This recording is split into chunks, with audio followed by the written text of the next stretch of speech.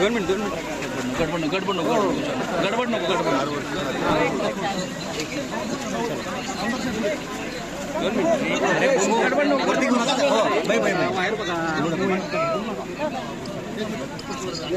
पासष्ट मिलीमीटरचा आम्ही डोक्यातनं काढून टाकलेला आहे. त्याचा वगैरे काही नाही. आता जिथं नुकसान झालेलं आहे तिथं पाणी या जरा बाजूला बघू देणार पूर बघायला त्या पद्धतीनं आपण करतोय की सकाळपासून तेच चालतं.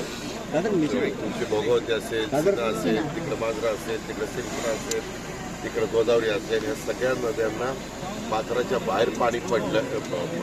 काही काही ठिकाणी पात्र पण काहींची बदलली असं रिपोर्ट आहे. पण जोपर्यंत पाणी खाली जात नाही तोपर्यंत नाही ते आपल्याला नक्की कळू शकत नाही. आणि पिकं तर झालेलीच आम्ही बघितलंय. उडीद झालंय, सोयाबीन आहे, कांदा आहे, मका आहे, काही भागात ऊस आहे अगदीच. आणि जमिनी खरडून फार गेली. म्हणजे मी करमाळ्यात पण सकाळी होतो, नंतर मी माड्यात पण काही भाग बघितला. आता मोहोळमध्ये पण आहे. आता इथनं पुढे मी कुंपराण्याला पण जाणार आहे. तर या सगळ्या नदीकाठल्या बऱ्याच लोकांचं नुकसान झालेलं आहे. घरं पाण्यात गेलेली आहेत. आपण पंचनामे वगैरे करायला सांगितलेले. आता हा पूल इथं कोण आहे? एक्झिक्युटिव्ह इंजिनियर आहे का PWD?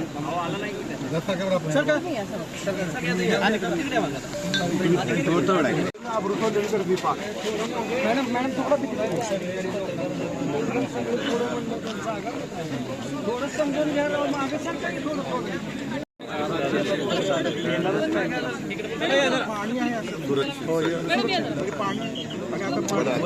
नॅशनल हायवेच्या अधिकारी सकाळपासून 8 इंच पाणी इकडं आपल्या जिथून मोहोळ तालुक्याची बॉर्डर होती तिथं पाणी कमी व्हायला लागलं.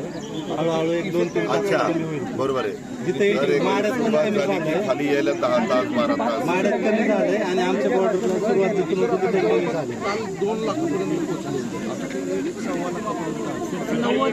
2 लाख पर्यंत पोहोचला असताना त्या पुलावरनं नाही मॅक्सिमम आहे. ती मॅक्सिमम आहे. ह्याच्यापेक्षा जास्त पाणी नाही.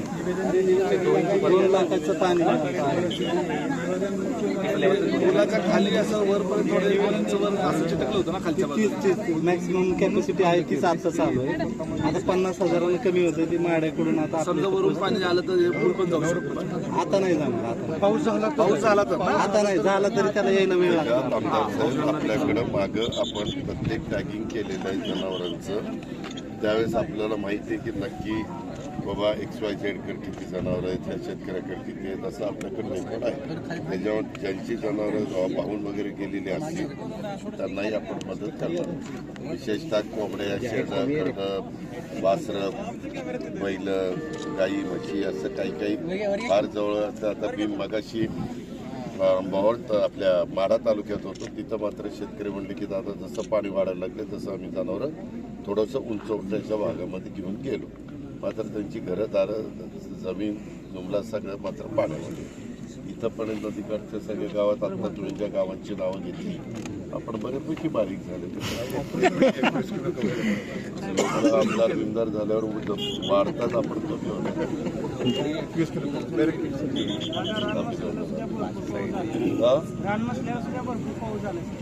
बरोबर आहे बाबा. आहे ना, जे जनावर वाहून गेलेली त्याची आम्ही मदत करू ना. आमच्याकडे टॅगिंग झाले ना, प्रत्येक शेतकऱ्याकडे काय जनावर होतं ते आपण टॅगिंग केलेलं आहे. मध्ये पण काही वेगवेगळे वगैरे रोग आला नव्हता.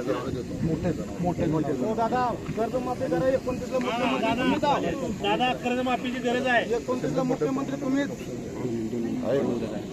बघितलंय सकाळपासून. आता तिथे निकष काय केले जातं? 6 गट आहे मंडळाचे. तर 3 गटामध्ये सर आपला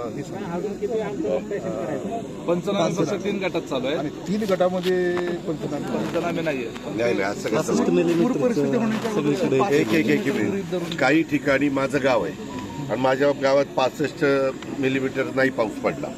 65 मिलीमीटर म्हणजे थोडं कमी 2 इंच वर काही हे आणि वरनं तर पाणी आलंय.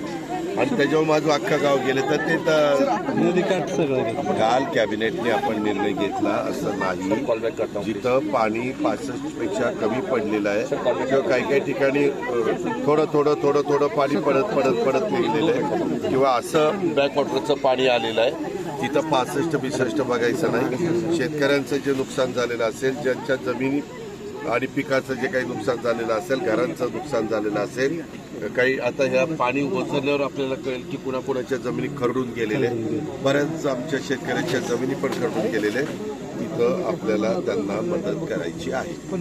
त्याच्यामुळे त्याचं रेकॉर्ड तुम्ही करून ठेवा. आता मला गाडीनं जाता येईल का पलीकडे? लेकिन 5 एक बार में 4 से 5 चार गाड्या हाँ 4, मेरी अकेली छोड़ी तो भी चलेगी. और एक बार में 4-5 गाड़ी. ठीक आहे. तर त्याचं 65 ते सीएम साहेब पण मगाशी माड्याला बोलले असतील. मी पण तुम्हाला सांगतो 65चं डोक्यातनं काढा. आता आपल्याकडे एरिया जो जास्त झालेला आहे, जो ओढ्यामुळं, उपनद्यांमुळं, नद्यांमुळं, भोगावती असेल, सीना असेल, पलीकड मांजरा असेल वगैरे अशा सगळ्या नद्यांच्यामुळं तो भाग सगळा पाण्याखाली गेलेला. एवढं पाणी असं बऱ्याच वर्षात असं इतकं आतमध्ये गेलेलं आहे. आता त्याच्यात शेतकऱ्यांचा कोणाचा दोष नाही. मग इथं 65 मिलीमीटर पाऊस समजा नाही पडला, पण पाणी तर आलं. सगळे करून घेतात. ते करून घ्या. 2023 मध्ये होतं नापिक सोयाबीनचा उत्तर सोलापूरमध्ये 442 आपण मधी सगळ्या आम्ही कलेक्टरना सांगितलं होतं की जे मागचं आहे ते सगळं पाठवा. कालपर्यंत आम्ही 2200 कोटी रुपये सोडलो. 2200 कोटी. माझी आज पण तुम्हाला सूचना आहे, विनंती आहे की आपण मागचं कुठलं राहिलेलं असेल यथा कदाचित चुकून तर पाठवा. आम्ही डायरेक्ट डीबीटीवरच त्यांना पैसे पाठवून देऊ. पण ते तुमच्याकडनं आले पाहिजे, विभागीय आयुक्ताकडनं आलं पाहिजे आम्हाला. मी फुलकुंडवारांना पण सांगतो.